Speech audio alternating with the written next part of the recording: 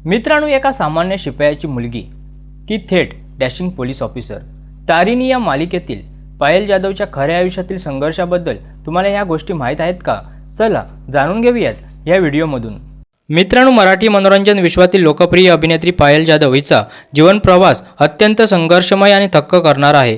एका सामान्य शिपायाच्या मुलीपासून ते नागराज मंजुळे यांच्या चित्रपटाची नायिका बनण्यापर्यंतचा तिचा प्रवास तरुण पिढीसाठी खूप प्रेरणादायी आहे। मित्रांनो, पायलचे कुटुंब मूळचे गावात राहणार होते, पण तिथल्या पाण्याच्या दुष्काळामुळे ते पुण्यात स्थायिक झाले। तिचे वडील पुण्यातील सरस्वती विद्यामंदिर शाळेत शिपाई म्हणून काम करत होते। पायलची आई खूप शिकलेली असून तिला त्याच शाळेत मुख्याध्यापिका होण्याची संधी मिळाली होती, पण आपले पती तिथे शिपाई आहेत म्हणून सुरुवातीला तिने हे पद नाकारले होते।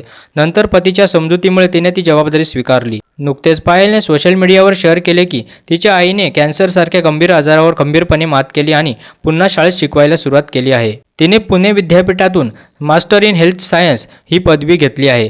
तिने ललित कला केंद्रातून भरतनाट्यममध्ये मास्टर पदवी घेतली आहे। तिला लाठीकाठी आणि तलवारबाजी उत्तम जमते, ज्यांचे व्हिडिओ सोशल मीडियावर खूप व्हायरल झाले आहेत। मित्रांनो, दिग्दर्शक मकरंद माने आणि नागराज मंजुळे यांच्या बाप लिओ या चित्रपटातून पायलने मुख्य अभिनेत्री म्हणून पदार्पण केले आहे।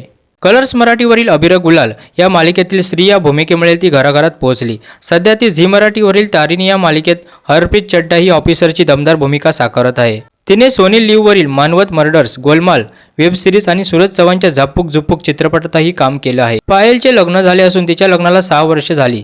तिचा नवरा IT क्षेत्रात काम करतो। तिने एका मुलाखतीत सांगितले की इंडस्ट्रीमध्ये लग्न झालेल्या अभिनेत्रींकडे बघण्याचा दृष्टिकोन अजूनही काही ठिकाणी जुनाट आहे। केवळ लग्न झाले आहे हे समजल्यामुळे तिला एका मोठ्या चित्रपटातून ऐनवेळी काढून टाकण्यात आले होते। मित्रांनो, तारिणी या मालिकेतील पायलची भूमिका तुम्हाला आवडते का? हे कमेंट करून सांगा आणि चॅनलला सबस्क्राईब करा। धन्यवाद।